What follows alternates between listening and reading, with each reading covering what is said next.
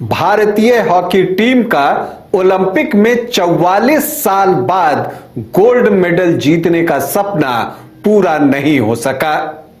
Semifinal में Germany ने भारतीय हॉकी टीम को शिकस्त दे दी। एक रोमांचक मुकाबले में बहुत थ्रिलिंग एनकाउंटर हुआ, लेकिन भारतीय टीम के पास भी इस मैच में कुछ मौके थे और मैच में बढ़त पहली बार भारत ने ही बनाई थी।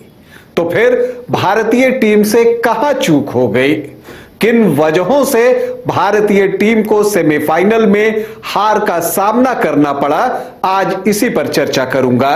नमस्कार, आप देख रहे हैं न्यूज बाइस्कोप और मैं हूं Rakesh Ranjan. Paris Olympic 2024 men's hockey के दूसरे सेमीफाइनल में जर्मनी ने भारत को 3-2 से पराजित किया। हालांकि मैच में बढ़त भारतीय टीम ने ही बनाई थी पहले क्वार्टर में, लेकिन दूसरे क्वार्टर में जर्मनी ने 2 गोल कर 2-1 की बढ़त ले ली।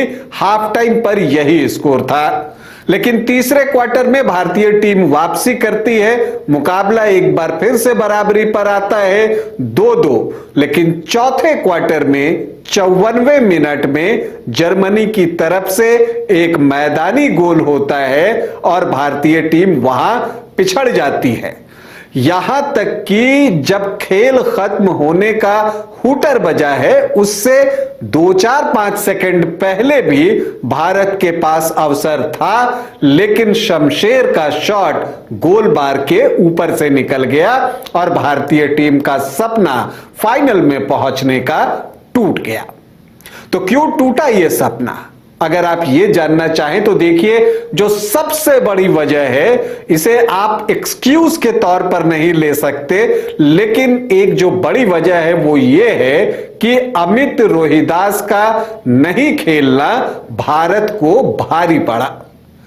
जैसा कि आप जानते हैं कि क्वार्टर फाइनल जो कि ग्रेट ब्रिटेन के साथ हुआ था, उसमें अमित रोहिदास को रेड कार्ड दिखाया गया था। उस वजह से वो पूरे मैच से बाहर तो हुए ही थे, सेमीफाइनल से भी बाहर हो गए थे। तो सेमीफाइनल में उनके नहीं होने से टीम के डिफेंस पर असर पड़ा, खास करके तब जबकि भारत के खिलाफ पेनल्टी कॉर्नर लिया जाता है, क्योंकि वो पहले रशर के तौर पर भारतीय टीम में खेलते थे और दुनिया में फर्स्ट रशर के रूप में उनका नाम है। बहुत ही बेखौफ खिलाड़ी हैं और जब शॉट लगता है तो वो बीच में आ जाते हैं जब भी ड्रैग फ्लिक लिया जाता है, लेकिन उनके नहीं होने का खामियाजा भारतीय टीम को इस मामले में भुगतना पड़ा। क्योंकि आप देखें कि जो जर्मनी की तरफ से इक्वलाइजर आया था वो आपको पेनल्टी कॉर्नर से ही आया था और उस पेनल्टी कॉर्नर में आपको अमित रोहिदास की कमी खलती है, क्योंकि अगर वो रशर होते तो वो तेजी से निकलते थे और जो ड्रैग फ्लिक का पूरा ब्लो होता है उसे वो अपनी बॉडी पर लेते थे। तो यहां पर भारतीय टीम को उनकी कमी खली। तो अमित रोहिदास का नहीं होना भारतीय टीम की हार की एक बड़ी वजह है, क्योंकि अमित रोहिदास जो है सेकंड बैटरी के रूप में ड्रैग फ्लिक लेते भी थे। अब अगर हम भारतीय टीम के हार की दूसरी वजह की तरफ जाएं तो दूसरी जो वजह है वो भारत की पारंपरिक कमजोरी रही है पिछले 40 सालों में। वो है पेनल्टी कॉर्नर को गोल में कन्वर्ट नहीं कर पाना। देखिए, पेनल्टी कॉर्नर्स तो भारत को इतने मिले कि आप गिनती भूल जाए, झड़ी लग गई थी, लेकिन उसमें से गोल जो है बहुत कम निकल पाया। इनफैक्ट डायरेक्ट हिट से जो अगर हम गोल की बात करें तो हरमनप्रीत ने जो मैच का पहला गोल किया था वही पेनल्टी कॉर्नर से आया था। इसके अलावा पेनल्टी कॉर्नर से गोल नहीं आया। जो दूसरा गोल आया वो थ्रू डिफ्लेक्शन आया था, पेनल्टी कॉर्नर पर ही आया था, लेकिन चूंकि अमित रोहिदास टीम में थे नहीं तो कोई सेकंड बैटरी उस तरह की थी नहीं, तो वहां पर हरमनप्रीत शॉट लेते हैं और सुखजीत जो हैं उसमें डिफ्लेक्शन के थ्रू गोल डालते हैं। तो पेनल्टी कॉर्नर जो इतने बर्बाद हुए भारतीय टीम के, उसकी वजह से भारतीय टीम यह मुकाबला जीत नहीं सकी। मैच में भारत को बहुत मौके मिले हैं जहां वो जीत सकता था। अगर हम तीसरी वजह की बात करें तो देखिए, इसकी चर्चा मैं पहले भी कर चुका हूं कि भारतीय हॉकी टीम गोल करने के लिए हरमनप्रीत पर बहुत ज्यादा डिपेंडेंट हो गई है। फील्ड गोल उस तरह से नहीं आ रहे हैं। और अगर आप जर्मनी के खिलाफ सेमीफाइनल मुकाबले देखें तो वहां भी फील्ड गोल कर पाने में भारतीय टीम असफल रही, जबकि जो मैच विनिंग गोल जर्मनी का आया वो फील्ड गोल के जरिए ही आया। और ठीक उसी तरह के मौके भारतीय टीम को भी मिले, और कम से कम मैं कह सकता हूं कि ऐसे 5 मौके मिले। पहली बात, 20वें मिनट में आपको अवसर मिला था, लेकिन वो अवसर जो है भारतीय टीम वो चूक जाती है। फिर 24वें मिनट में ललित के लिए तो वहां पर एक गोल्डन अपॉर्चुनिटी थी और ललित गोल कर सकते थे, उनके सामने सिर्फ गोलकीपर था जर्मनी का, लेकिन वो मौका भी चूक गए। फिर 31वें मिनट में हार्दिक सिंह चूक गए। फिर 55वें मिनट में चूक हुई भारत की तरफ से। और जब वही मैंने आपको बताया कि हुटर बजने से पहले जर्मनी के डी एरिया के अंदर जो भारत ने आखिरी शॉट खेला, जो कि मैच का भी आखिरी शॉट था जिसे शमशेर ने लिया था, वो जर्मनी के गोलबार के ऊपर से निकल गया।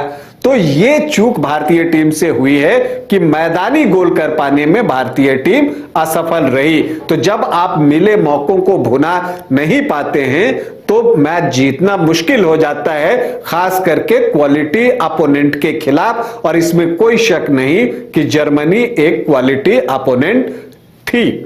इसके अलावा अगर हम एक और कारण की चर्चा करें तो जो भारतीय टीम की तरफ से और भारतीय खिलाड़ियों के द्वारा बहुत ज्यादा अनफोर्स्ड एरर हमें देखने को मिले, और ये सेमीफाइनल का प्रेशर था। देखिए, भारत ने जो पेनल्टी कॉर्नर कंसीड किया था पहला, जिस पर की गोल हुआ, वो पेनल्टी कॉर्नर भी जर्मनप्रीत के अनफोर्स्ड एरर की वजह से ही हुआ। इसके अलावा जो पेनल्टी स्ट्रोक मिला जर्मनी को, वहां पर भी जर्मनप्रीत की गलती दिखी थी, गेंद उनके पैर पर जाकर लगी थी, और यहां पर भी रोहिदास की कमी आपको खली है। तो यहां पर आप देखते हैं कि भारतीय टीम की तरफ से कई अनफोर्स्ड एरर हुए। ये तो गोल कंसीड करने के मामले में मैंने आपको बताया, कई बार आप देखेंगे कि जर्मनी के डी के अंदर भी भारत ने सर्कल पेनिट्रेशन के बाद अनफोर्स्ड एरर किए, और जर्मनी के ऊपर जो खतरा बड़ा हो सकता था उसने वो टाल दिया। तो ये एक चीज जो है इस मुकाबले में देखने को मिली। तो एक जो कहते हैं ना कि खुद पर विश्वास होना कि ये मुकाबला हम जीत लेंगे, वो चीज थोड़ा सा लैक दिखा इस मैच में, ये बात सही है। हालांकि बिल्कुल अंतिम सेकंड तक भारतीय टीम जो है इस सेमीफाइनल मुकाबले में लड़ी है, इसलिए आप इस टीम से शिकायत नहीं कर सकते, उस पर कोई दोषारोपण नहीं कर सकते, क्योंकि भारतीय टीम ने दिल से हॉकी खेली है और पूरे अपने आप को झोंक दिया था। और मैच के बाद आप इसे देख सकते हैं, ऑलमोस्ट सारे खिलाड़ी आपको मैदान पर ही जो है आपको आंसू बहाते हुए दिखेंगे। वो लेट गए थे, रूंधे गले से भारतीय कप्तान हरमनप्रीत ने भी कहा कि हम यहां गोल्ड जीतने आए थे, हमारा सपना टूट गया, लेकिन उन्होंने विश्वास दिलाया है कि वो खाली हाथ नहीं लौटेंगे।